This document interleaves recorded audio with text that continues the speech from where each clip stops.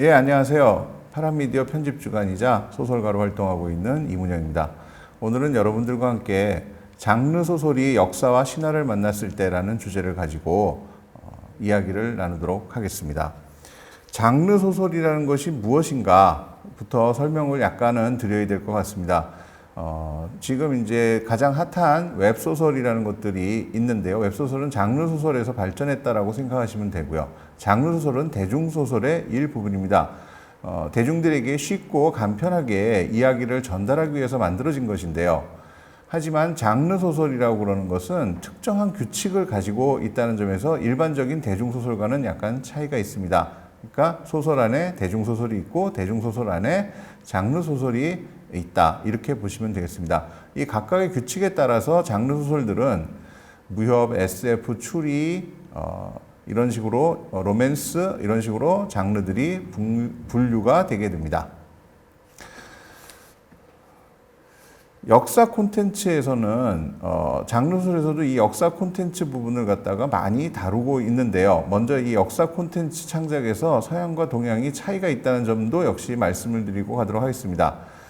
월터 스콧이라는 역사 소설이라는 걸 처음으로 개발을 한 서양의 영국의 유명한 작가가 있습니다. 아이반호로 제일 유명하죠. 이 월터 스콧은 역사 소설을 쓰는 방법에 있어서 역사에 실존한 유명한 인물은 다루지 말라는 격언을 남긴 바가 있습니다. 그래서 본인도 아이반호라는 창작된 인물을 중심으로 이야기를 전개를 했고요. 실존 인물은 여기에 배경으로만 등장을 하게 됩니다. 하지만 우리나라는 또 동양에서는 이런 방식이 잘 먹히지가 않습니다. 왜냐하면 삼국지라는 아주 유명하고 그리고 실존 인물들을 주인공으로 쓴 소설이 오래전부터 우리들 마음을 사로잡고 있었기 때문이죠. 여기에서부터 동서양 간의 큰 차이점도 발생을 하고 있다라고 말씀드릴 수 있을 것 같습니다. 장르 소설이라는 것은 컴퓨터 발전하고 동시에 많이 크게 발전을 해왔습니다. 그래서 이 장르 소설에 대한 20년간의 발전을 오늘 말씀을 드릴 계획이었는데 그 전에 전사로서 1990년대 어떤 일들이 벌어졌는지도 살짝 같이 언급을 해야 될 것 같습니다. 1993년에 도서대여점이라는 것이 발생을 했습니다. 도서대여점이 발생한 것을 말씀을 드리는 이유는 이것이 장르소설과 밀접한 관계를 가지고 있었기 때문입니다. 1997년에 IMF 사태가 벌어지면서 사람들이 다 주머니가 텅텅 비게 되었죠. 주머니가 텅텅 비게 되니까 문제가 발생한 게 이제 적은 돈으로 충분한 오락을 즐길 수 있는 그런 것들을 찾게 됩니다. 이때 도서대여점에서 장르 소설들을 갖다가 서비스를 하기 시작을 하고 이 두 가지 요건이 서로 맞아떨어지면서 장르 소설이 폭발적으로 많이 읽히게 됩니다. 또한 이때 컴퓨터 통신을 통해서 소설을 쓰는 문화가 발생하기 시작했는데요. 컴퓨터 통신에서 연재물이라는 특성을 가지고 소설들이 등장을 하게 되자 도서 대여점에서 찾고 있는 빠르고 머리 아프지 않고 쉽게 재밌게 읽을 수 있는 그런 스낵컬처로서의 니즈가 서로 맞물리면서 크게 발전을 하게 됩니다. 대표적으로 이제 1993년에 퇴마록이 등장을 했고요. 1997년에 이영도의 드래곤 라자가 연재가 되었습니다. 이런 것들이 연재가 되면서 PC통신 소설의 시대가 오고 정말 너도 나도 PC통신을 통해서 연재를 하게 되는 일들이 발생을 하게 됐죠.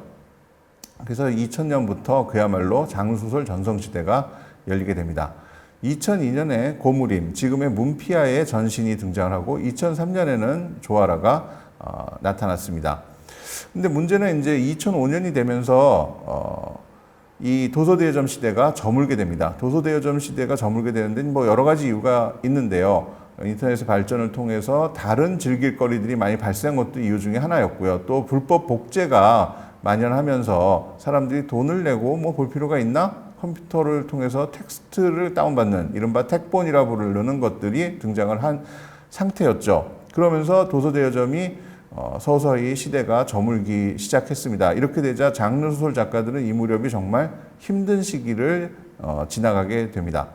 근데 이제 이런 것들을 갖다가 극복하게 되는 일이 2010년에 스마트폰이 등장하면서부터 사태가 바뀌기 시작합니다. 누구나 쉽게 텍스트를 갖다 읽을 수 있는 기계가 손안에 들어온 거죠.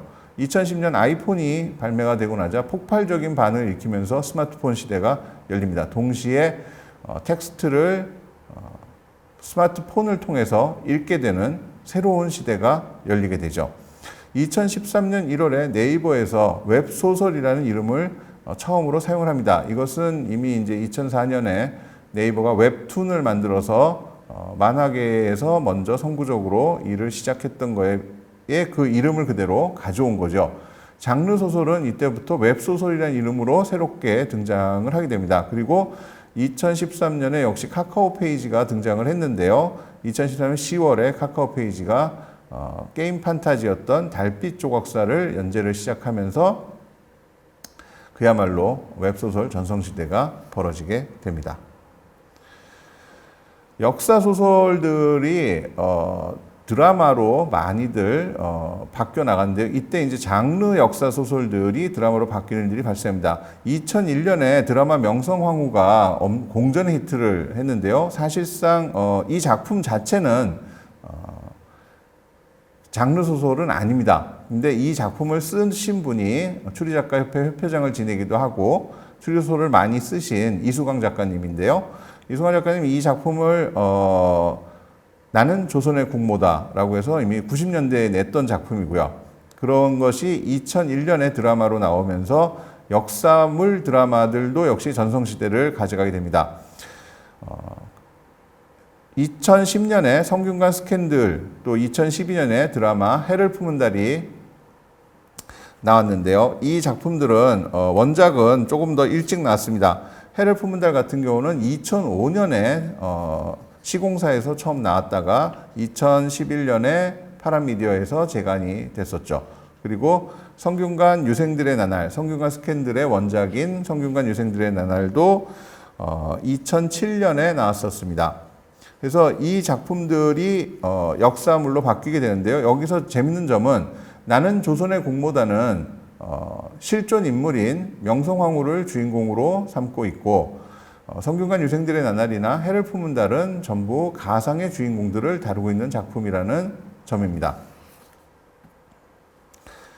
또 드라마로 역시 크게 히트를 친 바람의 화원, 왕은 사랑한다, 구름이 그린 달빛 같은 작품들이 있는데요. 바람의 화원이나 왕은 사랑한다는 전부 책으로 먼저 나온 작품들이고요. 구름이 그린 달빛은 네이버 웹소설로 연재가 되었던 작품입니다. 131화가 연재가 됐고요. 책으로는 5권이 나왔죠.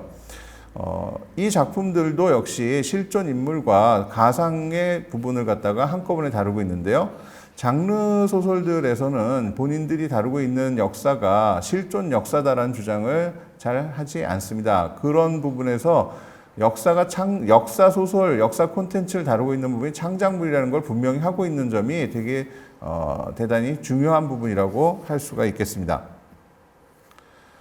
또 판타지 요소들이 들어오는 작품들도 등장을 하게 되는데요. 정은골 작가님의 홍천기 같은 작품은 실존 인물인 홍천기라는 여자 화사를 주인공으로 해서 다루고 있지만 이 안에는 화마라든가 여러 가지 동양풍의 판타지 요소들이 들어 있습니다. 내년도에 SBS에서 드라마로 방영할 예정으로 되어 있는 작품이기도 합니다. 저주를 부르는 북자명고는 제가 쓴 작품입니다만은 고구려 대무신왕 때를 배경으로 하고 있어서 주인공은 호동 왕자와 낙랑 공주가 됩니다. 실제 역사이자 설화의 경계에 있는 이야기를 가지고서 만들어진 작품이라서 이 안에서는 굉장히 많은 판타지적 요소들이 들어 있습니다. 즉 장르 소설들은 이런 것들을 다루는 데 있어서 별로 부담감을 느끼거나 거리끼 하지 않고 쉽게 재미 요소로서 이런 판타지 요소들을 갖다가 잘 집어넣을 수가 있습니다. 대체 역사물이라는 장르가 있습니다. 이 장르는 일반적으로 SF로 분류가 되는데요. 또 이게 왜 SF야라고 말씀하시는 분들도 있습니다. 그래서 사실 대체 역사물로 따로 분류를 해야 되지 않을까라는 생각도 드는데요. 이게 SF로 분류되는 큰 이유 중에 하나는 원래 지금 화면에 있는 높은 성의 사나이라는 작품이 마이너리티 리포트라든가 이런 작품들로 유명한 필립 K.딕, 블레이드 러너라는 작품도 명작으로 남아있죠. 이 SF의 유명 작가가 이 작품을 써서 2차 세계대전에서 나치가 승리를 한다면 어떤 일이 벌어지는가에 대해서 묘사를 한 작품입니다. 그래서 이제 이 작품은 SF로 분류가 되고요. 국내에서는 이제 복고일 작가님의 비명을 찾아서라는 작품이 이제 있죠. 이 작품의 경우도 안중근 의사가 이토 히로부미를 사살하는데 실패하면서 역사가 바뀌었다라는 설정을 갖고 있습니다. 지금 이렇게 대체 역사물은 원래는 어떤 주요한 역사적 사실이 변경이 되면서 바뀌었다라는 부분에 초점이 맞춰져 있었습니다. 장르물에서는 어떻게 다뤄지게 되냐면요. 지금 윤민혁 작가님의 한제국 건국사하고 이명대 작가님의 이순신의 나라 두 작품이 보이는데요. 한제국 건국사 경우에는 대한민국 육군이 타임슬립을 해서, 타임슬립이라고 그러는 것은 시간 이동을 했다는 뜻인데요. 한국군이 시간 이동해서 대원군 시대로 들어간 겁니다. 그래서 여기에서 이들이 한 제국을 만들어 나가는 이야기를 10권의 책으로 쓴 거죠. 하이텔에 연재를 했었고요. 이순신의 나라는 이순신이 노량해전에서, 이순신 장군이 노량해전에서 죽지 않았다면 어떤 일이 발생하는가를 가지고서 쓴 겁니다. 즉, 한제국 건국사는 현대 인물들이, 현대인이 과거로 갔을 적에 어떤 일이 벌어지는가를 다룬 것이고요. 이순신의 나라는 앞의 작품들과 마찬가지로 역사의 분기점에서 새로운 일이 발생했을 때 어떤 일이 벌어지는가를 다룬 것입니다.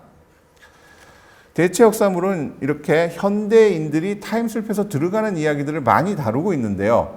이 부분 굉장히 중요합니다. 원래 판타지 소설에서는 과거로 돌아가는 일들에 대해서 많이 이야기들을 해왔습니다. 뭐 나니아 연대기 같은 데서 이제 옷장문을 열고 판타지 세계로 들어가는 것처럼, 즉 현대인이 판타지 세계로 들어갔을 때 어떤 일이 벌어지는가라는 그런 소재를 가지고서 만들어진 거죠.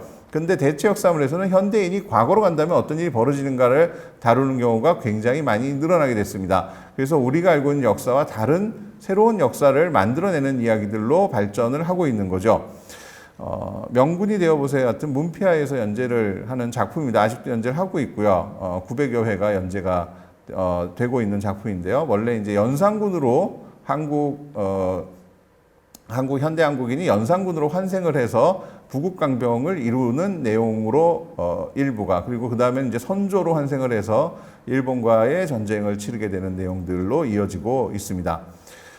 재벌 강점기 같은 경우는 조금 더 특이한 작품이라고 할 수가 있는데요. 이 작품은 문을 열고 다른 일제강점기로 이동을 합니다. 그래서 일제강점기에서 물건들을 막 가지고 현대로 또 돌아올 수가 있습니다. 돌아와서는 재벌이 되죠. 이제 일제강점기 때 희귀한 물건들 갖다가 판매를 하고 이 돈으로 독립운동을 돕는 그런 내용으로 만들어져 있습니다. 닥터 조선가다. 이 작품은 왕진 가방을 들고 조선시대에 떨어진 의사가 이순신 장군을 비롯해서 여러 장군들의 지병을 고쳐주고, 그래서 건강 체크를 하고 뭐 이런 식으로 해서 부국강병을 이렇게 하는 내용으로 되어 있습니다.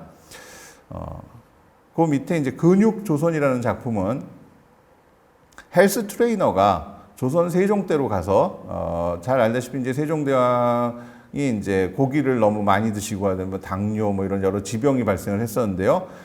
헬스 요법을 통해서 부국강병을 꾀하게 되는 굉장히 독특한 작품입니다. 그리고 수양대군 코끼리를 만나다.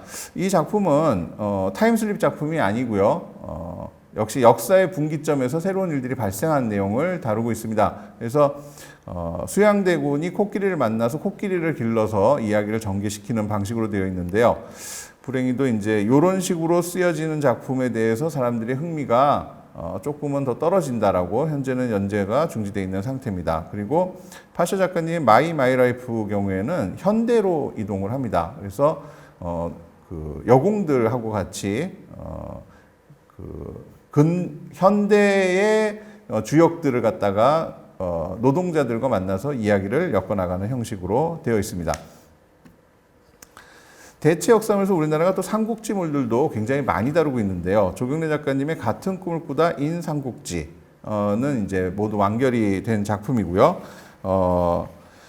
이 다음에 삼국지 마행처 우역거라는 작품도 역시 쓰신 바가 있습니다.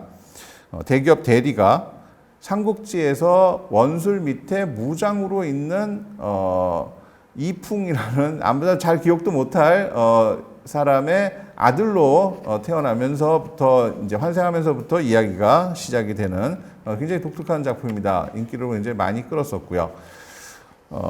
청빙 작가님의 삼국지 호정몽전 같은 경우는 게임 시스템하고 삼국지 내용이 결부가 되어 있고 안에 수호전 인물들 등장을 하는 등 스케일이 굉장히 크고 다이나믹한 작품입니다. 그리고 이제 19세 구독 불가로 되어 있는 삼국지 간신전처럼 독특한 작품들이 대체 역사물에서 많이 등장을 하고 있습니다. 삼국지 작품 이외에도 많은데요. 시간 관계상 넘어가겠습니다. 대체 역사물이 이렇게 우리나라 역사로만 돌아가는 것이 아니고 아예 경계를 넘어서 외국으로 나아가는 경우들이 있습니다. 이리리 작가님의 연애바다는 고대 이집트 제18왕조로 들어갑니다. 하트셉수트 여왕하고 토드모트 3세가 대립하고 있는 시대로 넘어가서 겪는 이야기고요. 여왕전하와 비선실세 이 작품 같은 경우에는 해군 취사병이 16세기 런던으로 이동을 해서 엘리자베스 여왕의 비선실세로 활약하는 내용을 담고 있습니다. 베르사유의 이방인, 이거는 프랑스 루이 15세로 환생하는 이야기입니다. 이런 식으로 다른 나라의 역사에 들어가서 활약하는 이야기들이 나오는데요. 이런 작품들의 경우에도 고증을 열심히들 하고 세계사에 대한 다양한 지식들도 함께 전할 수가 있습니다. 경계를 넘은 작품들에서 정말 독특한 작품들이 또 있는데요. 슈타인호프 작가님의 내가 히틀러라니, 명군이 되어보세, 이순신의 나라 이런 작품들을 전부 쓰신 분인데요. 히틀러로 환생을 하는 내용을 담고 있습니다. 그래서 히틀러를 주인공으로 삼다니 이게 말이 되냐라는 논란까지도 일으켰던 작품이기도 합니다. 그리고 미연시인데 연애를 할 수 없는 건에 대하여 같은 경우는 원래는 이제 이게 게임 시스템을 가지고 나아가는 판타지성이 높은 작품이었는데요. 들어가서는 그냥 대체 역사물로서 이런 판타지적 요소들이 빠져나간 또 독특한 형태를 가지고 있습니다. 이 작품은 동로마 제국의 마지막 황제로 환생을 해서 다시 역사를 새롭게 써나가는 내용입니다. 그리고 경애하는 수령동지, 이 작품도 정말 독특한 작품인데요. 이 작품은 주인공이 김일성의 사생아인 김정환이라는 인물로 환생을 해서 북한을 개혁 개방하고 발전시키는 내용입니다. 옛날 같으면 정말 나오지 못했을 작품 같은 느낌을 주죠. 하지만 좋은 결말을 내고 있으니까요. 한번 궁금하신 분들 읽어보시면 좋을 것 같습니다. 장르 소설들이 신화를 소비하는 방법에서는 이제 두 가지 형태가 있습니다. 신화 그 자체가 주요한 이야기의 줄거리랑 결합이 되는 경우가 있는데요. 우리나라에서 최초로 판타지 소설을 쓴 김근우 작가님의 피리새는, 그리고 진산 작가님이 무협과 로맨스를 전부 아우르고 있는 좋은 작가님이시죠. 바리전쟁. 이 두 작품은 전부 바리대기 신화를 갖다가 주요 모티프로 삼아서 나온 작품입니다. 그리고 루월 재혼 이야기는 조선희 작가님이 쓰신 건데요. 신라 말의 역사에서 도깨비라는 문제와 신라의 여러 가지 설화들을 결합한 훌륭한 작품입니다. 반면에 이제 이런 우리나라의 설화나 신화 같은 것들을 도구로서 그 안에 있는 장치들만 이용하는 작품들이 있습니다. 눈물을 마시는 새 같은 경우는 뭐 도깨비, 또 탈해 이런 장치들이 이용이 되고요. 그리고 전지적 독자 시점, 웹소설에서 아주 그야말로 이렇게 엄청난 성공을 거둔 작품이죠. 여기에서는 설화들이 굉장히 중요한 역할을 합니다. 우리나라 성좌들이 갖고 있는 그런 설화적 요소들을 이용해서 이야기가 전개가 되고요. 이거를 이제 짧게 지금 설명드리기 좀 힘든 부분이 있는데요. 도구로서 설화를 어떻게 이야기 속에서 녹여주는가를 잘 보여주는 작품이라고 할 수가 있습니다. 마지막으로 추리소설 장르에서 역사를 어떻게 다루는가를 말씀드리겠습니다. 신라탐정 용담은 제가 쓴 작품입니다.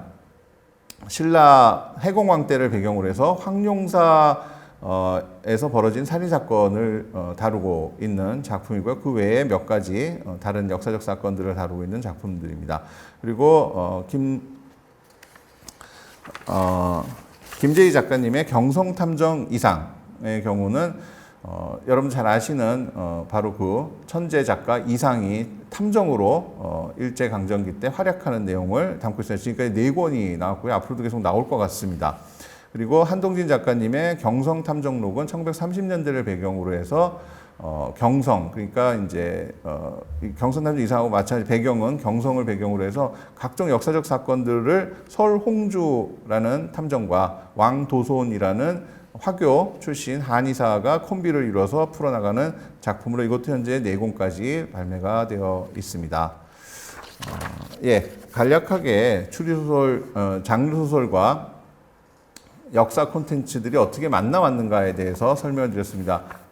앞으로도 이런 장르 소설들에서 역사물들은 충분히 많은 작품들을 통해서 여러분들과 만나게 되리라 생각을 하고 있습니다. 많은 관심을 가져주시면 좋겠습니다. 감사합니다.